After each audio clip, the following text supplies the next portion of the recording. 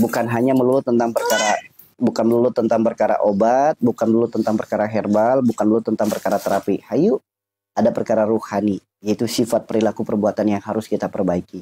Maka jika seiring berjalan kita melakukan ikhtiar seperti itu, doanya dilakukan, ikhtiarnya dilakukan, berobatnya dilakukan, terapinya dilakukan, dan mendekatkan diri kepada Allahnya diperbaiki, maka insya Allah sembuh itu akan datang. Karena Allah sendiri yang berfirman, wa idza maritu fahuwa yasfin. Sembuh itu milik Allah, teman-teman. Kalau kita punya atap bocor, hanya sibuk cari ember, cari baskom, tidak akan mungkin ember dan baskom mampu menyembuhkan atap yang bocor. Ya, kalau kita punya atap bocor, kita hanya sibuk cari ember, cari baskom, tidak mungkin ember dan baskom bisa menyembuhkan atap yang bocor. Seperti itu ya. Namun kalau kita punya atap yang bocor, kita perbaiki atapnya. Nah, tanpa ember, tanpa baskom juga bisa sembuh. Nah, maka itu, begitupun penyakit. Kalau hanya sebatas ikhtiar dan berobat, tidak akan menyembuhkan penyakit kita selagi penyebabnya belum diperbaiki. Lantas apa penyebabnya? Jawaban Rasulullah. Penyebabnya adalah dosa kita. Apa sih gerbangnya dosa? Sifat perilaku perbuatan kita. Maka rubah sifat kita, rubah perilaku kita, rubah perbuatan kita. Ikhtiarkan dengan medis, ikhtiarkan dengan alternatif, maka sembuh penyakit kita. Ya. Seperti itu ya teman-teman ya. Jadi jangan fokus obat mulu, jangan fokus herbal mulu, jangan fokus terapi mulu. Kalau kena syaraf apa penyebabnya? Syaraf kan banyak, ada syaraf di tangan, ada syaraf di pinggang, ada syaraf di leher.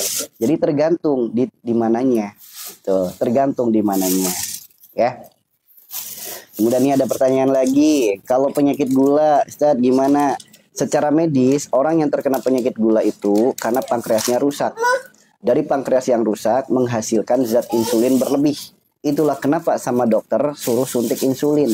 Itu kalau secara medis. Nah, kalau secara terapi itu bisa dilakukan terapi bekam. Untuk apa? Mengambil tuh darah-darah kotor dan mengaktifkan kembali syaraf-syaraf. Sehingga apa? Nanti pankreasnya kembali normal. Bisa dilakukan bekam. Itu kalau secara terapinya. Secara ruhaninya, apa sih penyebabnya daripada penyakit diabetes? Penyakit diabetes adalah penyakit yang berkaitan dengan darah. Darah disebut sifat, darah disebut ruh. Nah, ini yang harus kita pahami. Orang ketika meninggal, ruhnya dicabut, darahnya hilang. Darah yang hilang belum tentu bersih. Lain halnya orang yang sifatnya baik, perilakunya baik, perbuatannya baik. Ruhnya dicabut, darahnya hilang. Darah yang hilang juga bersih. Itulah kenapa ketika dimakamkan jasadnya utuh. Sebagaimana orang-orang soleh. Orang-orang soleh itu kalau dimakamkan jasadnya tetap utuh, bahkan wangi. Bahkan udah bertahun-tahun dimakamkan tetap wangi dan tetap utuh. Banyak video-video yang bisa kita lihat. Lantas bagaimana orang-orang seperti kita? Yang sifatnya kadang baik, kadang buruk. Perilakunya kadang baik, kadang buruk. Perbuatannya kadang baik, kadang buruk. Ketika ruh ini dicabut, belum tentu darahnya hilang. Belum tentu darahnya bersih. Kenapa? Allah berfirman, ya ayyuhal nafsul mutmainah. Hanya jiwa-jiwa yang tenang, jiwa-jiwa yang bersih yang Allah panggil. Yang kotor biarkan tertinggal di alam jasad. Itulah kenapa kalau kita dimakamkan, darah-darah kotor itulah sebagai bibit-bibit belatung. Belatung itu bukan dari tanah, tapi dari darah kita yang kotor. Nah, ini bukti penyakit yang berkaitan dengan darah adalah penyakit yang berkaitan dengan sifat. Ya, berkaitan dengan sifat. Sifat apa sih yang menyebabkan penyakit darah? Tergantung darahnya apa dulu yang masalah. Kalau misal masalahnya pada darah tinggi, orang yang memiliki sifat tinggi hati, yaitu sombong, melahirkan amarah dan emosi. Sok orang yang punya penyakit darah tinggi, orangnya suka marah-marah, orangnya suka emosi. Sok orang yang punya penyakit darah tinggi, orangnya suka marah-marah, suka emosi. Ya, orang yang suka marah-marah dan suka emosi nggak bisa sembuh dengan kimia. Makanya sampai detik ini nggak ada obat yang menyembuhkan penyakit darah tinggi, nggak ada. Sifatnya obat hanya mengurangi gejalanya, efek pusing dan lain sebagainya. Seperti itu ya teman-teman ya. Nah, begitupun sama orang yang terkena penyakit darah rendah. Lihat, orang yang terkena penyakit darah rendah, orang yang memiliki mental yang lemah. Dari mental yang lemah itu akhirnya sulit bahagia. Karena ia menempatkan kebahagiaannya pada mulut orang lain, sikap orang lain, perilaku orang lain, perbuatan orang lain. Sok orang-orang yang terkena penyakit darah rendah. Kalau ada orang yang ngomong dikit aja, tersinggung, baper, sedih, nangis. Sok ada orang sikapnya nggak pas sedikit, tersinggung, baper, sedih, nangis. Ya, makanya hayu siapapun yang terkena penyakit darah rendah, akui baperan nggak? Gampang tersinggung nggak? Suka ngebatin nggak? Gampang sedih nggak? Sok teman-teman. Orang yang terkena penyakit darah rendah, orangnya baperan. Orangnya gampang tersinggung. Orangnya gampang nangis. Suka ngebatin. Nah, ini. Orang yang seperti itu nggak akan sembuh kalau minum kimia. Nggak akan sembuh kalau herbal. Nggak akan sembuh kalau terapi. Kalau harus sembuhnya, perbaiki sifatnya. Maka rubah mentalnya. Jadilah mental yang kuat. Jangan mental yang lemah. Dikit-dikit baper, dikit-dikit sedih, dikit-dikit nangis, dikit-dikit ngebatin. Ayo kalau pengen sembuh, rubah sifatnya. Bukan apa obatnya, apa herbalnya, apa terapinya. Nggak ngaruh teman-teman. Nah, sekarang bagaimana dengan gula darah? Atau sering disebutnya penyakit diabetes. Ya, penyakit gula darah. Lihat, secara medis pankreasnya rusak. Dari pankreas yang rusak menghasilkan insulin berlebih. Yang jadi pertanyaan, kenapa Allah izinkan pankreasnya rusak? Renungkan teman-teman. Kenapa Allah izinkan pankreasnya rusak? Kalau Allah nggak izinkan, nggak mungkin pankreas itu rusak. Daun yang jatuh saja diatur sama Allah. Apalagi sakitnya diri kita, udah pasti ketetapan Allah. Ya. Kenapa diizinkan pankreasnya rusak? Tentu Allah berfirman dalam At-Tahrim ayat 8. Allah hanya berpesan nyuruhnya taubat. Boleh jadi adanya kesalahan yang terus dilakukan, istighfarnya jarang. Adanya dosa yang terus diperbuat, taubatnya nggak pernah. Maka ditegur lewat pankreas rusak. Lihat, dari pankreas rusak akhirnya apa? Menjadi penyakit diabetes, penyakit gula. Gula memiliki sifat manis. Berarti ada sifat manis yang harus diperbaiki. Apa itu sifat manis? Ini teman-teman. Orang yang suka janji-janji manis. Orang yang suka berbohong. Orang yang suka PHP. Inilah penyebab penyakit diabetes secara ruhani. Secara jasmani pankreas rusak. Secara ruhani gara-gara sering bohong. Ya, itulah kenapa mohon maaf ya teman-teman ya. Mohon maaf. Di sini saya bukan justifikasi sebuah profesi. Di sini saya bukan justifikasi sebuah profesi seorang lah ya intinya. Saya sebutkan kebanyakan. Kebanyakan berarti tidak semua. Kenapa kebanyakan orang yang terkena penyakit diabetes kebanyakan adalah para pedagang. Kebanyakan adalah para pedagang. Marketing, guru, orang yang berkecimpung di dunia bisnis, dunia politik, kebanyakan juga para pelawak. Lihat, orang yang terkena penyakit diabetes, kenapa kebanyakan pedagang? Karena banyak pedagang, ketika menawarkan dagangannya, janji manis, PHP, ucapan manis yang ia keluarkan. Bu, ini berapa? 100.000, 80 ya. Jangan, modalnya aja belum cukup. Kalau dia jujur, aman. Kalau dia bohong, lihat. Ya, seperti itu teman-teman. Lihat. Kalau dia jujur, aman. Kalau dia bohong. Lihat para pedagang. Ayo beli produk kami. Dengan Anda membeli produk kami, Anda akan mendapatkan hasil seperti ini. Dianya sendiri belum membuktikan. Tapi sudah seakan-akan menawarkan. Lihat. PHP. Lihat. Para marketing. Lihat. Kenapa banyak guru yang terkena penyakit diabetes? Karena guru itu seharusnya digugu, ditiru. Bukan jarkoni, pinter ngajar nggak bisa menjalani. Pinter ngajar nggak bisa mencontohkan. Bilang ke anak didiknya, berbaktilah kepada orang tua. Dianya sendiri banyak masalah sama orang tua. Diabetes nanti penyakitnya. Bilang ke anak didiknya, jadilah orang yang suka gotong royong. Dianya sendiri setiap kali kerja bakti lingkungan tidak pernah ikut. Selalu absen. Alasannya sibuk meeting dan lain sebagainya. Teman-teman. Ya, kemudian lihat. Kenapa banyak?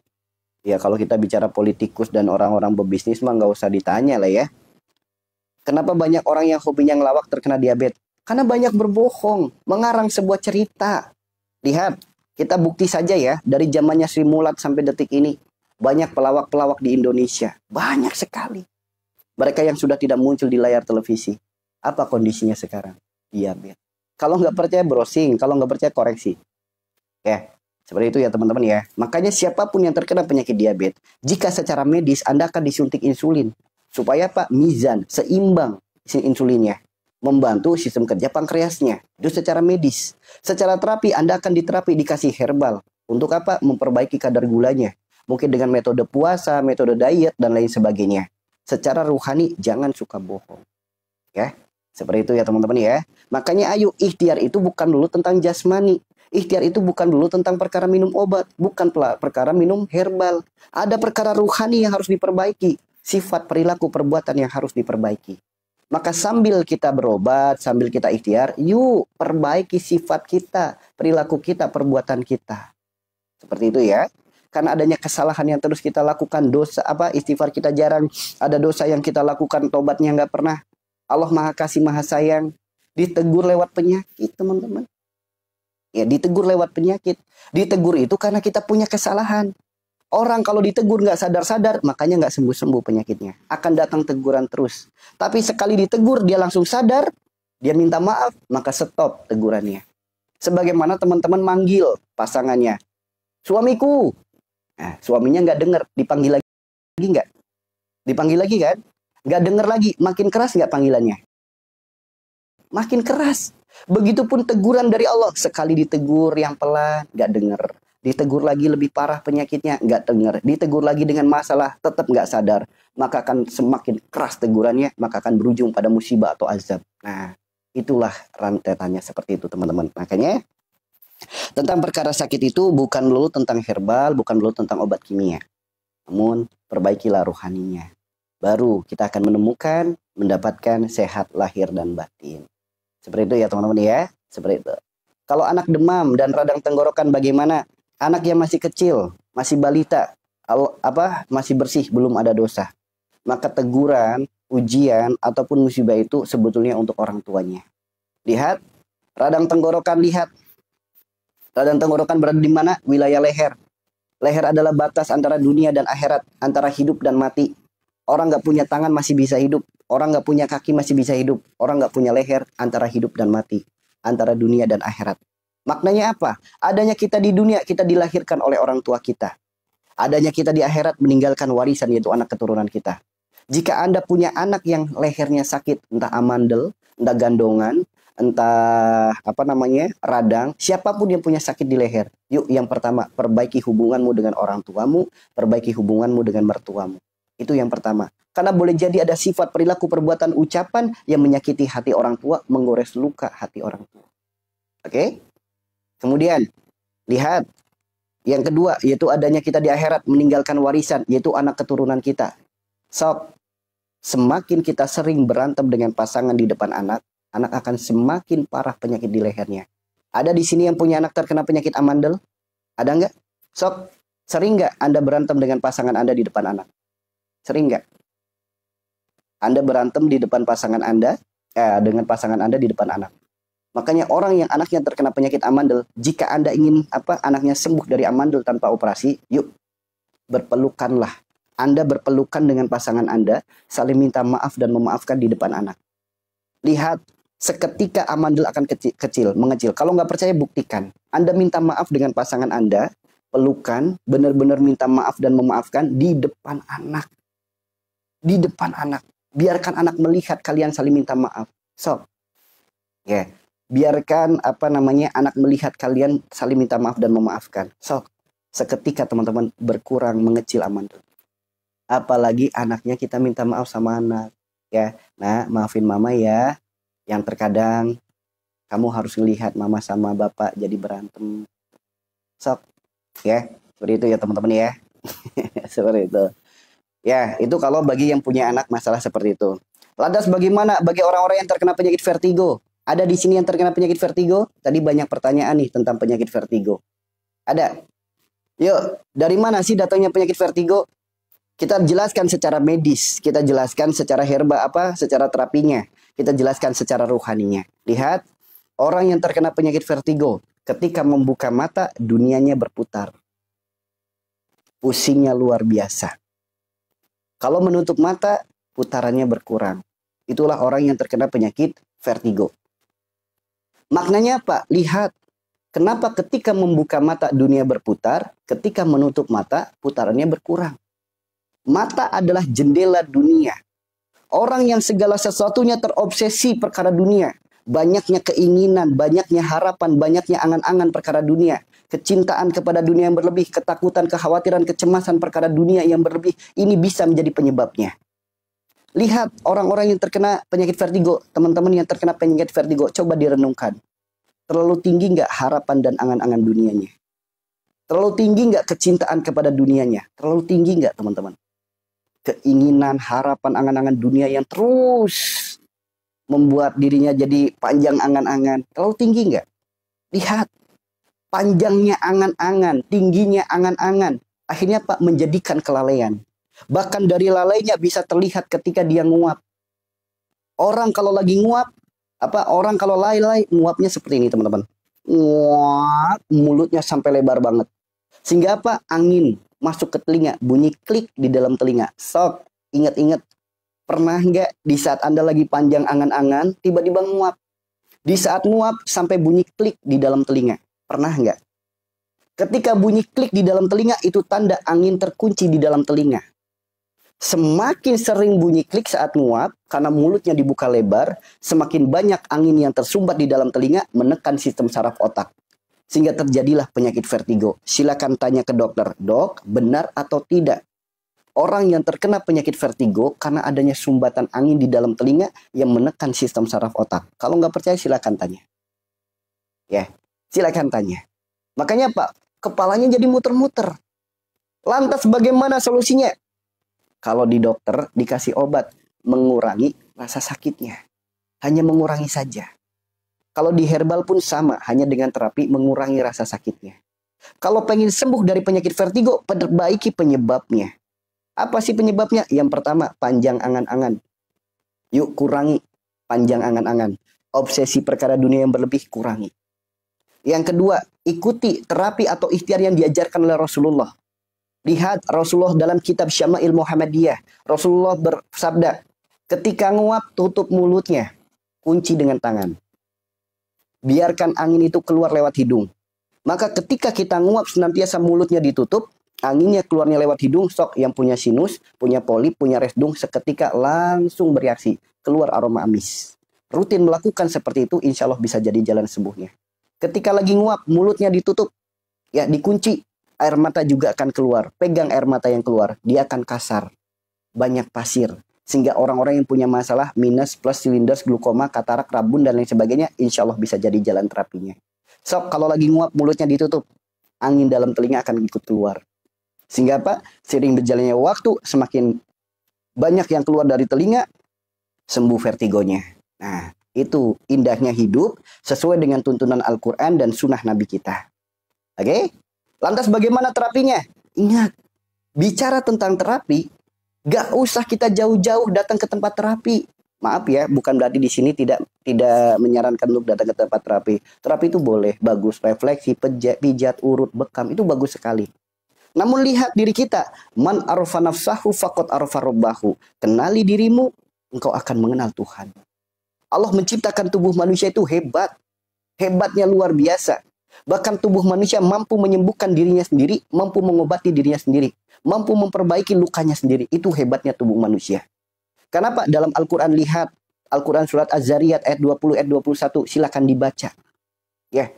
Bahwasanya di dalam diri kita itu banyak sekali keagungan Allah, banyak sekali keajaiban-keajaiban dari Allah.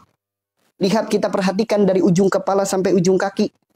Tubuh kita dipenuhi dengan garis. Berapa jumlah garisnya? 114 garis. Sebagaimana 114 surat dalam Al-Quran. Lihat, tangan ini sifatnya memberi dan menerima. Dan tangan kita adalah bimbingannya. Tangan inilah karunia yang Allah titipkan pada tangan kita, sesuatu yang sangat luar biasa. Lihat, kita bicara garis dulu ya, karena dalam dunia terapi itu berkaitan dengan garis tubuh. Kalau kita bicara dunia terapi, lihat tangan kita dipenuhi dengan garis, ya. Tangan kita dipenuhi dengan garis. Dari kelingking sampai ibu jari, sok ruas jarinya banyak. Berapa titik? Ada 33 titik. Sebagaimana 33 kalimat tasbih. Lihat telapak tangan kita, ada garisnya nggak? Ada, membentuk angka Arab. Ini angka 8, ini angka 1. Ini pun sama, ini angka 1, ini angka 8. 18, 81 jika dijumlah berapa? 99. Sebagaimana 99 Asmaul Husna. Dan lihat, jari jemari kita jumlahnya ada berapa? Ada 5. Jika kita perhatikan membentuk lafaz Arab bagi teman-teman yang paham kaligrafi. Ini alif, ini lam, ini ha. Dibaca apa? Allah. Ini pun sama. Alif, lam, ha. Dibaca apa? Allah. 99 Asmaul Husna. 33 kalimat tasbih. 114 surat dalam tubuh kita. Yuk. Coba. Teman-teman yang terkena penyakit sakit kepala, migrain, vertigo, kepala kelayangan. Sentuh aja jari telunjuk kita di bagian tubuh yang sakit. Tepat pada garisnya. Seketika berkurang sakitnya, bahkan bisa sampai sembuh. Percaya nggak teman-teman? Apapun penyakit kita, sentuh dengan jari telunjuk kita di bagian tubuh yang sakit tepat pada garisnya. Seketika berkurang rasa sakitnya, bahkan bisa sampai sembuh. Percaya nggak? Itulah hebatnya tubuh manusia. Dahsyatnya penciptaan Allah yang namanya manusia. Dahsyatnya luar biasa. Mau bukti nggak? Mau bukti nggak teman-teman? Mau dibuktikan nggak? Yuk kita buktikan yuk. Ada di sini yang sering sakit kepala, migrain, vertigo, kepala kelayangan, sering pusing-pusing, ada nggak? Ada? Yuk kita buktikan bersama-sama. Teman-teman ikuti dan praktekkan ya. Lihat. Kepala, ada garisnya nggak kepala itu? Ada. Ini rambut, ini kulit. Kulit, batas antara rambut dan kulit membentuk garis. Nah, ini namanya garis kepala. Oke? Di sini sentuh dengan jari telunjuk. Sentuh dengan jari telunjuk, agak sedikit ditekan. Kemudian ikuti garisnya. Ikuti garisnya. Putar sampai depan telinga, ikuti garisnya. Begitu depan telinga, tutup lubang telinganya. Ucapkan innalillahi wa inna ilaihi rajiun, tarik ke belakang. Sok. Praktekin, seketika langsung enteng kepalanya, enteng badannya, enteng pundaknya, dan seketika keluar keringat hangat. Kalau nggak percaya, buktikan. Kalau nggak percaya, buktikan. Ya, yang kanan juga sama. Ini garis antara rambut dan kulit, sentuh, ikuti garisnya sampai ke depan. Sampai di depan, ucapkan innalillahi wa inna ilaihi rajiun, tutup, tarik ke belakang. So, seketika berkurang sakitnya, kepala langsung enteng, badan langsung enteng, keluar keringat hangat. Kalau nggak percaya, buktikan. Yuk, buktikan dulu teman-teman. Buktikan bahwasanya tubuh manusia itu hebat, tubuh manusia itu sakti, tubuh manusia itu luar biasa. Allah menciptakan tubuh manusia sesuatu yang sangat luar biasa. Sok buktikan dulu. Buktikan dulu. Oke, buktikan. Sok. Udah dipraktekin belum? Udah dipraktekin belum? Terbukti nggak? Langsung enteng kepalanya, enteng badannya, langsung keluar keringat hangat. Terbukti nggak? Terbukti nggak? Udah. Sok dipraktekin dulu. Nanti jadi nggak banyak pertanyaan, tapi lebih banyak menyimak. Karena kalau kita mendengarkan dan mempraktekkan, akhirnya Pak, jadi banyak menyimak. Tapi kalau hanya mendengarkan, nggak mempraktekkan, akhirnya jadi banyak nanya. Praktekin. Sok, terbukti nggak? Terbukti. Sok, jari telunjuk asal disentuh di bagian tubuh yang sakit, apapun penyakitnya, sentuh tepat pada garisnya. Seketika berkurang sakitnya, bahkan bisa sampai sembuh. Kalau nggak percaya, buktikan teman-teman. Ya, kalau nggak percaya, buktikan. Ya, kalau nggak percaya, buktikan. Ini dahsyatnya tubuh manusia. Nggak nunggu waktu lama, seketika langsung bereaksi. Nggak nunggu waktu lama. Sok, ada nggak di sini yang punya masalah mata minus, plus, silinders, glukoma, katarak, rabun, apapun penyakit yang ada di mata? Ada nggak? Ada nggak teman-teman? Sakit gigi gampang. Jari telunjuk tempelkan di akar giginya. Misal gigi kanan, gigi kiri, atau atas atau bawah. Akar giginya di mana? Sentuh. Arahkan ke telinga, ucapkan innalillahi wa inna ilaihi rajiun, tarik. Sok, langsung berkurang sakitnya. Kalau nggak percaya, buktikan. Buktikan teman-teman. Yuk, yang punya masalah mata minus, mata plus, mata silinders, glukoma, katarak, rabun, dan lain sebagainya. Dan seluruh penyakit mata. Yuk, ingat mata kita di sini ada tulang. Ya, ini ada garis. Ya, di sini kan tulangnya bulat nih. Ini juga bulat nih tulangnya. Yuk, jari telunjuk kita gini dulu. Giniin dulu. Giniin. Ingat ya, seperti ini posisinya. Kemudian pejamkan matanya. Lalu putar jarinya. Ikuti tengkoraknya mata, lubangnya mata. Bola matanya agak sedikit ditekan, sehingga nanti muncul seperti kayak buih-buih di dalamnya. Ya, suara kayak buih-buih pecah. Lihat, arahkan ke telinga. Depan telinga, tutup lubang telinganya. Bacakan innalillahi wa inna ilaihi rajiun, tarik ke belakang. Jangan dulu buka mata selagi badannya belum hangat. Jangan dulu buka mata kalau belum merasakan badan yang hangat. Kalau badannya udah langsung hangat, buka matanya pelan-pelan. Nanti teman-teman akan melihat seperti ada bercak-bercak air. Lihat 10-15 detik kemudian, jernih sekali pandangannya. Kalau nggak percaya, buktikan. Ya, kalau nggak percaya, buktikan. Lihat, sebelum hangat badannya, jangan dulu dibuka matanya. Kalau badannya sudah hangat, dibuka pelan-pelan, nanti akan ada air-air tuh pandangannya. Lihat 10 detik, 15 detik kemudian, jernih sekali pandangannya. Kalau nggak percaya, buktikan teman-teman. Buktikan. Mau diulangi? Ya, saya ulangi. Saya ulangi teman-teman. Pertama, kayak gini nih posisinya ya. Ingat ya, ikuti hidung. Ini ya, tepat menyentuh tulang. Jangan sampai nggak nyentuh tulang. Nanti kalau tersentuh, yang biasanya punya sakit kepala, rasanya berat di sini. Karena ada karakter penyakit sakit kepala berawal dari apa? Silinder. Jadi kalau di sini ditekan kok berasa berat kepalanya, berarti Anda punya masalah silinder. Ya, punya masalah silinder. Makanya sakit kepalanya luar biasa kalau silinder. Tekan aja di sini. Ya, tekan. Kemudian pejamkan matanya, ikuti garisnya. Ya, ikuti seperti ini. Nah, nanti sampai di ujung nanti berasa kayak ada buih-buih di dalam mata. Kayak ada gelembung-gelembung. Sampai di depan telinga, tutup lubang telinganya. Ucapkan innalillahi wa inna ilaihi rajiun. Tarik ke belakang. Biarkan badan merasakan hangat dulu. Kalau sudah merasakan hangat, buka matanya pelan-pelan. Kan berair tuh di mata. Lihat 10 detik, 15 detik kemudian. Jernih sekali pandangannya. Kalau nggak percaya, buktikan teman-teman. Buktikan. Ya. Kalau nggak percaya, buktikan. So, kalau nggak percaya, buktikan. Saya minus tinggi, tapi sudah tanam lensa. Nah, itu beda lagi. Kalau udah ada peranan medis, itu beda lagi. Mau nggak mau, kita harus ikutin aturan-aturan medis. Ini yang masih original, yang belum diapa-apain. Silakan, yang belum diapa-apain. So, udah terbukti? Terbukti nggak? Asal disentuh aja di bagian tubuh yang sakit, tepat pada garisnya, seketika penyakit itu berkurang, bahkan bisa jadi jalan sembuhnya. Ya, bisa jadi jalan sembuhnya. Makanya saya selalu katakan, kalau nggak percaya, praktekin, buktikin. Karena tubuh manusia itu hebat, teman-teman. Man arafa nafsahu faqad arafa rabbahu. Lihat Al-Quran surat An-Nur ayat 35. Pahami ayat itu. Allahu nur samawati wal ardh masanuruhi kamiskatin fih misbah al-misbahu fi jujajah. Lihat ayat itu. Nah, inilah. Dan lihat Al-Quran surat Az-Zariyat ayat 20 ayat 21. Apakah kita tidak yakin dengan kebesaran Allah yang ada dalam diri kita? Ya, makanya hayu, lihat diri kita. Kita bisa menyembuhkan penyakit kita sendiri atas izin Allah jika kita mengenali diri kita. 114 garis dalam tubuh kita. Yuk, 30 titik kalimat tasbih dalam tangan jari jemari kita. Yuk, 99 asmaul husna lafaz Allah dalam genggaman kita. Praktekin, asal disentuh di bagian tubuh yang sakit, seketika berkurang penyakitnya. Bahkan Rasulullah bersabda, jika engkau sakit apapun penyakitmu, tempelkan telapak tanganmu di bagian tubuh yang sakit. Lalu bacakan doa sebagaimana yang diajarkan oleh Rasulullah. Apa doanya? Bismillah, bismillah, bismillah. A'udzubillahi wa qudratihi min syarri ma ajidu wa hadiru. Lakukan sebanyak 7 kali. Pegang. Lihat, langsung seketika hangat daerah yang kita sentuh dengan tangan. Kalau nggak percaya, dibuktiin. Inilah dahsyatnya penciptaan manusia. Inilah dahsyatnya penciptaan Allah yang namanya manusia.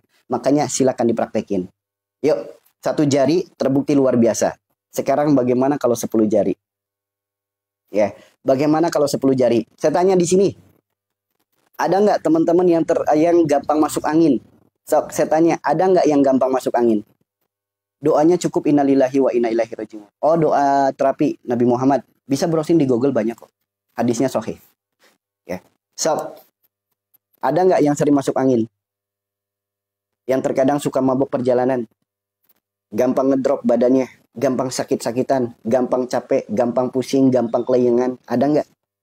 Gampang gemetar badannya. Ada nggak? Ada. Yuk kita praktekin terapi 10 jari. Dimana kalau kita praktekin 10 jari ini, seketika terbukti terapi itu, terbukti manfaatnya. Mau dipraktekin nggak? Mau dipraktekin nggak? Mau dipraktekin nggak? 10 jari ini, lakukan terapi ini rutin, khusus bagi orang-orang yang sering masuk angin, mabuk perjalanan, kelayangan, pusing, migrain, vertigo, gampang sakit-sakitan, gampang ngedrop, gampang capek, takut mandi, habis wudhu kentut. Sok, praktekin terapi ini. Yuk, dipraktekin ya. Bagi teman-teman yang belum follow, silakan di follow dulu supaya tidak ketinggalan live-live berikutnya dan materi-materi selanjutnya. Yuk, caranya bagaimana? Pertama gini teman-teman, perhatikan dan ikut praktekan. Ya, teman-teman sambil memperhatikan, teman-teman juga ikut praktekan. Ya, oke. Stop dulu komentarnya, perhatikan dan praktekan. Karena kemungkinan gak diulangi lagi terapinya. Yuk, perhatikan, praktekan. Siap? Pertama pegang dulu pundaknya seperti ini. Pegang dulu pundaknya. Sok, dipegang pundaknya. Pundak kanan boleh, pundak kiri boleh. Bebas, mau pundak yang mana, bebas. Yang penting pegang dulu pundaknya. Dah? Udah dipegang pundaknya? Sekarang badan tegak lurus. Ya, stop dulu pertanyaan. Jadilah pendengar yang baik, perhatikan dan praktekkan. Oke? Pegang pundaknya, badan tegak lurus. Pejamkan matanya. Ikuti. Tarik nafas perlahan dari hidung. Hembuskan lewat mulut, dalam hati ucapkan Allah. Sekali lagi, tarik nafas perlahan dari hidung. Hembuskan lewat mulut, dalam hati ucapkan Allah. Sekarang ikuti doanya. Bismillahirrahmanirrahim. Ya Allah, hamba memohon kepadamu, sempurnakanlah seluruh jiwa yang mengharap doa kepada hamba. Innalillahi wa inna ilaihi rajiun. Silakan teman-teman sekarang tarik nafas, tarik yang panjang dari hidung. Tahan nafasnya, baca Al-Fatihah 1 kali, tahan nafas, mulut tetap diam. Selesai Al-Fatihah, hembuskan nafasnya lewat mulut perlahan, lalu buka matanya. Ya. Sekarang pencet pundaknya, tarik. Jangan dianggap sepele, buktikan ya. Tarik. Dalam hati innalillahi wa inna ilaihi rajiun. Pencet pundaknya, tarik. Pencet pundaknya, tarik. Pundak satunya lagi, pencet, tarik. Pencet lagi, tarik. Pencet lagi, tarik. Yuk, sekarang tengkuk lehernya yang sering sakit kepala, kelayangan, migrain, vertigo, sering pusing-pusing, pencet tengkuk lehernya, tarik. Atas dulu, tengah, lalu bawah. Dah. Selanjutnya, sekarang lipat daun telinganya. Lipat seperti ini. Jangan kaget kalau sakit dan tiba-tiba gatel. Jangan kaget. Dah. Sekarang cubit-cubit punggung tangannya. Seperti ini dicubit-cubit. Agak banyak nyubitnya. Terus seluruh punggung tangan usahakan tercubit semuanya. Kemudian ke pergelangan tangan. Perhatikan. Sampai ke lengan agak banyak. Naik ke atas. Jangan kaget kalau merinding. Dah. Sekarang pundak satunya lagi. Punggung satunya lagi. Maaf, punggung tangan satunya lagi. Ya. Yang banyak. Lalu pergelangannya. Pergelangannya cubit-cubit sampai ke lengan. Kemudian naik ke atas. Dah. Sekarang yang terakhir. Maaf, saya prakteknya, saya angkat kakinya ya. Nanti teman-teman prakteknya nggak usah diangkat kakinya. Nggak usah diangkat. Saya hanya mencontohkan. Maaf, kalau tidak sopan, maaf. Ya, ini pergelangan kaki. Cubit pergelangannya, tarik. Bagian depan. Bagian dalam. Kemudian bagian samping. Lihat. Lalu punggung tangan. Punggung kakinya. Dah. Sekarang kaki satunya lagi. Kaki satunya lagi. Pergelangan. Depan. Dalam. Luar. Punggung kaki. Yuk. Sekarang dalam hitungan 1, 2, 3. Jawab jujur. Siapa di sini yang langsung sendawa? Siapa di sini yang langsung badannya hangat? Badannya langsung enteng. Badannya langsung segar. Keluar keringat hangat. Pusing berkurang. Bahkan sampai hilang pusingnya. Keluar angin, ngantuk hilang, badan penuh dengan gairah gitu. Semangat langsung. So, terbukti nggak teman-teman? Siapa di sini langsung sendawa? Ada? Ada di sini yang langsung sendawa? Badannya langsung segar, keluar keringat hangat, sok ngantuk hilang, angin minggat, sok seger banget. Sering masuk angin, sering mabuk perjalanan. Kemudian sering pusing, mual, sering sakit-sakitan, kemudian gampang capek. Sok. Ya. Sekarang saya tanya lagi, pegang telapak tangannya. Ada nggak yang merasakan dingin? Pegang daun telinganya, ada nggak yang merasakan dingin? Tengkuk leher, dingin nggak? Punggung kaki sok dipegang dingin nggak? Punggung kakinya. Punggung kakinya dingin nggak teman-teman? Dingin nggak? Ada nggak di sini yang mual? Kepalanya pusing, merinding, keluar keringat dingin, mendadak pengen BAB, ada nggak? Ada? Selamat teman-teman.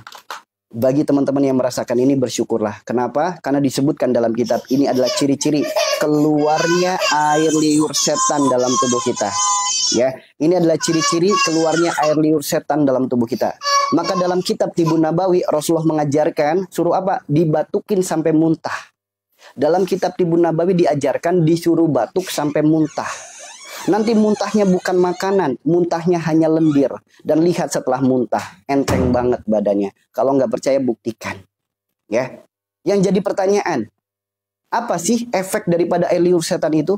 Yang pertama, habis wudhu kentut, ada? Takut sama dingin, ada? Sholat lupa rokaat, sholat jadi nguap-nguap mulu, ada nggak? Ingat, setan diciptakan dari api. Namanya api, takut dengan air, takut dengan angin, takut dengan dingin, takut sama kipas angin. Ada di sini. Takut kena angin, takut hawa dingin, takut mandi air dingin, jarang mandi karena takut air. Ada nggak? Itu ciri-ciri efeknya. Sekarang yang jadi pertanyaan, dari mana datangnya air liur setan itu? Tuh teman-teman, ini pelajaran penting teman-teman. Jangan biarkan air liur setan masuk banyak ke dalam tubuh kita. Yang pertama, Rasulullah bersabda, makan dan minumlah dengan tangan kanan. Jangan makan dan minum dengan tangan kiri. Karena makan dan minum dengan tangan kiri, makan minum bersama dengan, itu jawabannya teman-teman.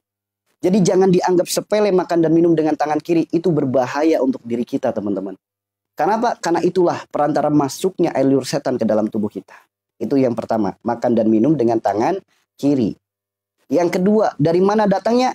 Makanan dan minuman yang terbuka di malam hari, esok harinya dimakan lagi. Itu nggak boleh teman-teman. Karena boleh jadi ada virus, bakteri, debu, ada kuman, ada cicak, ada kecoa, ada tikus, ada juga makhluk. Nah, makanya nggak boleh dimakan. Maka kalau kita punya makanan, nggak pengen mubazir makanan kita, simpan dengan baik. Jangan dibiarkan terbuka di ruangan. Meskipun hanya tertutup saji, itu boleh. Jangan dibiarkan terbuka di ruangan. Itu nggak boleh teman-teman. Ya. Yang ketiga, dari mana datangnya? Makanan dan minuman yang namanya buruk. Contoh, bakso setan, mie setan, seblak setan, nasi goreng gila, bakso gendeng, es pocong, dan lain sebagainya. Semua makanan yang memiliki nama buruk nggak boleh dimakan. Itulah syariat agama kita. Kalau mau menentang, ya silakan, urusan masing-masing. Maka bagi Anda para pelaku usaha, jika Anda punya usaha kuliner, aku langsung muntah, cakep. Jika Anda punya usaha kuliner, yuk hati-hati dengan nama-nama buruk. Karena apa? Semua akan dimintai pertanggungjawaban. Jawaban apa yang akan Anda berikan jika Allah tanya tentang nama-nama buruk yang Anda berikan kepada makanan-makanan yang Anda jual. So, inilah indahnya hidup dengan Al-Quran, hidup dengan sunnah Nabi. Ya, seperti itu ya. Ya, makanya hati-hati. Yang pertama, jangan makan dan minum dengan tangan kiri. Yang kedua, jangan makanan dan minuman yang terbuka di malam hari. Jangan biarkan makanan minuman terbuka di malam hari. Yang ketiga, makanan yang namanya buruk, jangan. Oke? Yuk, lakukan terapinya lagi. Mau? Mau dipraktekin lagi nggak terapinya? Mau dipraktekin lagi nggak terapinya? Makanya jangan dianggap sepele tuh. Makan minum dengan tangan kiri itu jangan dianggap sepele. Itu bukan pelajaran untuk anak kecil. Sampai kita ubanan, sampai kita tua, tetap jangan dilanggar itu teman-teman. Yuk kita praktekin lagi terapinya. Ya, praktekin. Teman-teman perhatikan dan praktekin. Oke? Yuk, pegang pundaknya seperti ini. Bebas ya, pundak kanan boleh, pundak kiri boleh. Oke? Pegang pundaknya seperti ini. Ya? Dari pegang pundaknya, sekarang badan tegak lurus. Jangan bungkuk, badan tegak lurus. Dah? Pejamkan matanya. Tarik nafas perlahan dari hidung, tarik sampai penuh. Hembuskan lewat mulut, dalam hati ucapkan Allah. Sekali lagi tarik nafas perlahan sampai penuh. Hembuskan lewat mulut, dalam hati ucapkan Allah. Sekarang ikuti doanya. Bismillahirrahmanirrahim. Ya Allah, hamba memohon kepadamu, sempurnakanlah seluruh jiwa yang mengharap doa kepada hamba. Innalillahi wa inna ilaihi rajiun. Tarik nafas, tarik yang panjang. Tahan nafasnya, baca Al-Fatihah 1 kali, tahan nafas, mulut tetap diam. Selesai Al-Fatihah, hembuskan nafasnya lewat mulut perlahan sambil dibuka matanya. Sekarang dalam hati ucapkan innalillahi wa inna ilaihi rajiun. Pencet pundaknya, tarik. Pencet pundaknya, tarik. Dalam hati tetap ya, innalillahi wa inna ilaihi rajiun. Kemudian pundak satunya lagi, pencet, tarik. Oke. Sekarang yang sering sakit kepala, kelayangan, migrain, vertigo, yuk tengkuk leher dari atas dulu ya. Nyentuh rambut dari atas dulu, tarik. Ke tengah, ke bawah. Oke. Sekarang lipat daun telinganya seperti ini. Lipat daun telinganya. Jangan kaget kalau sakit atau gatel, jangan kaget. Oke. Cubit-cubit punggung tangannya. Agak banyak ya nyubitnya ya. Nyubit itu bukan asal nempel, agak keras dikit. Dah. Sekarang cubit-cubit pergelangan tangan. Sampai ke lengan. Cubit-cubit. Sampai naik ke atas. Jangan kaget kalau merinding. Dah. Punggung tangan satunya lagi cubit-cubit teman-teman. Cubit-cubit. Pergelangan tangan. Sampai ke lengan.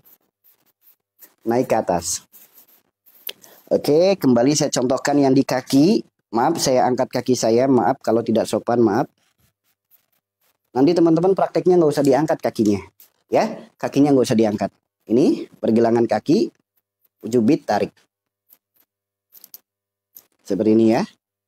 Bagian dalam, bagian luar, punggung kaki. Dah, sekarang kaki satunya lagi. Pergelangan. Bagian depan, bagian dalam, bagian luar, lantas punggung kakinya. Dah. Sekarang, dalam hitungan 1, 2, 3. Sok, buktikan teman-teman. Langsung sendawa, badan langsung segar, keluar keringat hangat, badan langsung enteng, angin langsung minggat, ngantuk langsung hilang. Bahkan muncul semangat. Sok, buktikan teman-teman. Ya, buktikan. Lakukan rutin ya, usahakan lakukan rutin. Ya, usahakan lakukan rutin, apalagi kalau lagi nggak enak badan, kalau lagi sakit kepala, kalau lagi perjalanan, lakukan rutin. Insya Allah yang biasanya masuk angin, insya Allah nggak masuk angin lagi. Yang biasanya mabuk perjalanan, insya Allah nggak mabuk lagi. Kemudian yang sering ngedrop badannya, insya Allah makin kuat imunnya. Yang gampang capek, insya Allah selalu muncul semangat. Sok, buktikan teman-teman. Ya, nanti jangan kaget setelah terapi ini. Ada beberapa orang yang langsung diare. Itu jangan kaget. Itu hanya reaksi 1 kali saja. Hanya reaksi 1 kali saja. Karena efek daripada terapi ini bukan hanya untuk perkara masuk angin. Bukan hanya untuk perkara sakit kepala, mabuk perjalanan, atau gampang capek. Bukan. Disebutkan dalam kitab, terapi ini bisa berefek juga untuk mengeluarkan efek-efek buruk dalam tubuh kita dari dampaknya air liur setan. Nah, sebagaimana yang disebutkan dalam hadis, yaitu berawal dari makan dan minum dengan tangan kiri. Seperti itu ya. Kayaknya ayo praktekin terapi ini. Sok, langsung enak banget. Bagi yang mual, bagi yang pusing kepalanya, silakan dibatukin sampai muntah. Gak usah khawatir, muntahnya hanya lendir saja. Meskipun habis sarapan dengan bubur ayam, mungkin sarapan dengan nasi kuning, nasi uduk, insya Allah nggak keluar nasinya. Hanya lendir saja. Oke? Hanya lendir saja. Silakan dipraktekin. Itu ya. Ini bukti. Ya, ini bukti. Tubuh manusia itu hebat, mampu menyembuhkan dirinya sendiri, mampu mengobati dirinya sendiri, mampu memperbaiki dirinya sendiri. Makanya kalau sekarang lagi sakit itu bukan melulu tentang berobat, bukan melulu tentang terapi. Ada perkara spiritual, perkara ruhani yang harus kita ikut perbaiki. Seperti itu ya, karena kita hidup tidak melulu tentang perkara jasad. Ada jasmani, ada ruhani, ada kolbu, ada hati. Ini yang harus kita pahamkan. Lihat, kalau bicara tentang terapi, kurang hebat apa tubuh kita. Bahkan ada satu lagi nih terapi. Dengan 10 jari ditambah telapak tangan. Itu menjadi terapi yang sangat luar biasa. di mana disebutkan dalam kitab, terapi ini bisa jadi ikhtiar bagi orang-orang yang punya masalah penyakit-penyakit apapun, yang punya masalah tentang persendian, pertulangan, organ tubuh, apapun masalah penyakitnya. Karena terapi yang ini bisa jadi ikhtiar untuk mengeluarkan segala yang kotor, segala yang buruk, segala yang tidak baik, segala yang mengganggu, segala sebab sakit, segala penyakit, bahkan gangguan gaib. Dan terapi yang satu ini bisa untuk menyempurnakan kembali struktur jaringan tulang kita, sendi-sendi kita, syaraf-syaraf kita, seluruh organ dalam tubuh kita. Mau tahu nggak terapinya, teman-teman? Terapi dengan 1 jari kita sudah membuktikan dahsyatnya luar biasa. Terapi dengan 10 jari kita sudah membuktikan barusan dahsyatnya luar biasa. Bagaimana dengan telapak tangan kita? Ini lebih dahsyat lagi, teman-teman. Lebih dahsyat lagi. Bahkan puluhan ribu orang yang sudah mempraktekkan, sekarang kecanduan mempraktekkan terus. Dan kemudian mengenalkan ke tetangganya, ke keluarganya. Sehingga Pak, banyak orang yang akhirnya banyak yang bertanya kepada saya, tolong diulangi cara terapinya. Tolong diajarkan cara terapinya. Nah, terapi ini bermanfaat. Yang pertama, mengeluarkan segala yang kotor. Segala yang kotor itu apa? Kotoran syariat, kotoran hakikat. Kotoran syariat itu apa? Kotoran yang kelihatan mata. Debu, daki, belek, upil, ketombe. Nah, itu kotoran syariat. Kotoran yang kelihatan mata. Yang kedua, kotoran hakikat. Kotoran hakikat itu seperti apa? Seperti tadi tuh. Teman-teman merasa mual, merinding, dingin kulitnya, merasa langsung bereaksi setelah melakukan terapi angin tadi. Nah, yang kedua, segala yang buruk. Yang buruk itu apa? Segala keburukan dalam tubuh kita, apapun namanya, entah penyakit, entah gangguan, entah apapun, buah daripada sifat perilaku perbuatan kita yang buruk. Orang yang punya sifat suka marah-marah, muncul penyakit darah tinggi, insya Allah jadi jalan sehat penyakit darah tinggi. Orang yang punya mental lemah, gampang baperan, gampang sedih, gampang nangis, punya penyakit darah rendah, insya Allah bisa jadi jalan sembuh penyakit darah rendah. Ataupun orang yang punya masalah pikiran, ketakutan, kekhawatiran, kecemasan, stres, sehingga muncul penyakit asam lambung, insya Allah bisa jadi jalan sembuh penyakit asam lambung. Atau orang yang punya sifat serakah, sehingga muncul gatal-gatal dalam tubuhnya, insya Allah segala penyakit gatal-gatal dalam tubuh, insya Allah sembuh. Atau mungkin orang yang memutus silaturahim, sehingga apa? Muncul penyakit stroke atau saraf dan lain sebagainya. Insya Allah bisa jadi jalan sembuhnya. Ya, dan masih banyak lagi yang lainnya, teman-teman. Yang ketiga, segala yang tidak baik. Apapun yang tidak baik yang ada dalam tubuh kita. Contoh, kita makan. Makanan kita ada kimia, ada pengawet. Lama-kelamaan berdampak buruk pada organ tubuh kita. Bisa jadi batu empedu, batu ginjal, usus buntu, dan lain sebagainya.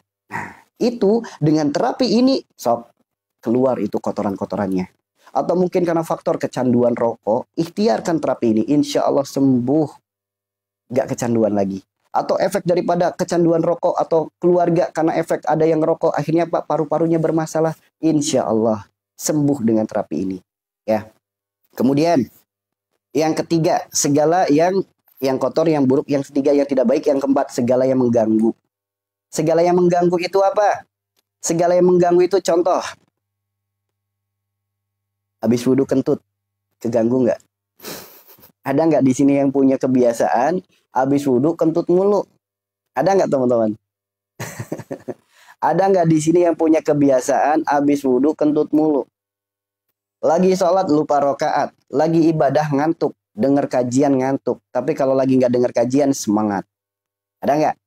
Atau mungkin yang keganggu hidupnya, tiap hari diisi dengan rasa ketakutan, kekhawatiran, kecemasan. Mau makan ini takut, mau makan itu takut, datang pagi takut, datang siang takut, datang malam takut. Hidupnya dipenuhi dengan kekhawatiran, kecemasan, dan was-was. Ada nggak? Ada nggak? Ada? Yuk lakukan terapi ini, insya Allah bisa jadi jalan sembuhnya. Kemudian, yang yang keenam, segala asbab sakit dan segala penyakit. Jadi teman-teman nggak usah ditanya ya, nggak usah ditanya penyakit ini gimana, autoimun gimana, saraf kejepit gimana, nggak usah ditanya. Karena terapi ini untuk semua penyakit dan segala asbab sakit.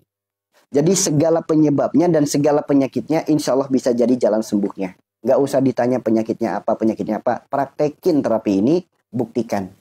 Oke? Praktekin terapi ini dan buktikan.